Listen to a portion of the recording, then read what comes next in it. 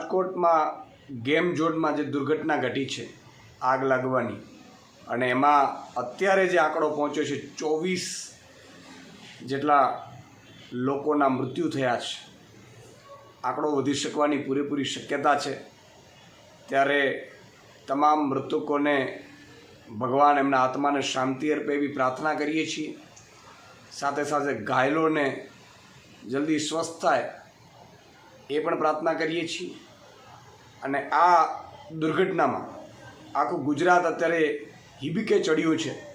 ત્યારે રાજનીતિ કરવા નથી માંગતા, પરંતુ એટલું ચોક્કસ કહીશ કે ગુજરાતને આ શું કોની નજર લાગી છે। તંત્ર અને સરકારની એટલી બેદરકારી એટલી હદી વધી ગઈ છે।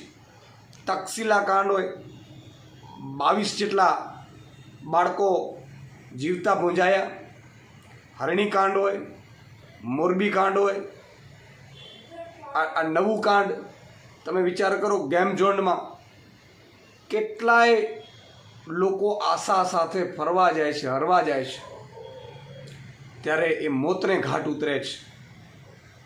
ત્યારે આ જવાબદારો સામે સરકારને મારી અપીલ છે કે કડકમાં કડક કાર્યવાહી થાય, નિવૃત્ત ન્યાયાધીશની અધ્યક્ષતામાં સીટની રચના કરવામાં આવે, અને જે પણ મૃતકો છે, આમ તો એમની કિંમત ન થાય, પરંતુ મૃતકોના પરિવારજનોને યોગ્ય વળતર મળે, અને આવી દુર્ઘટનાઓ બીજી વાર ન થાય એના માટે સરકાર હવે કડક પગલાં લે। કારણ કે આ ઘટનાઓ એટલી વધી રહી છે। મેં ફરીથી કીધું કે અત્યારે ગુજરાત આખું હિબકે ચડ્યું છે।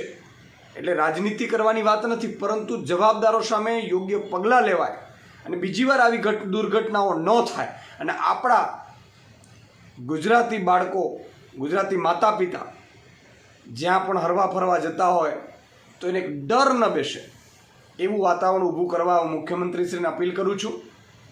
કારણ કે આ ખૂબ જ દુઃખદ ઘટના છે, અને મૃત્યુઆંક હજી વધી રહ્યો છે। એ પણ એક મને લાગે છે કે હચમચાવી નાખે એવી ઘટના થઈ રહી છે।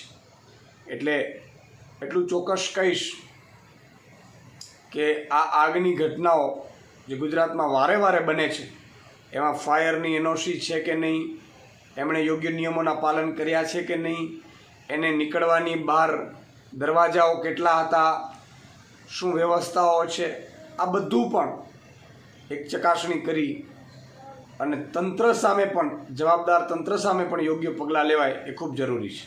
જય હિન્દ, જય ભારત।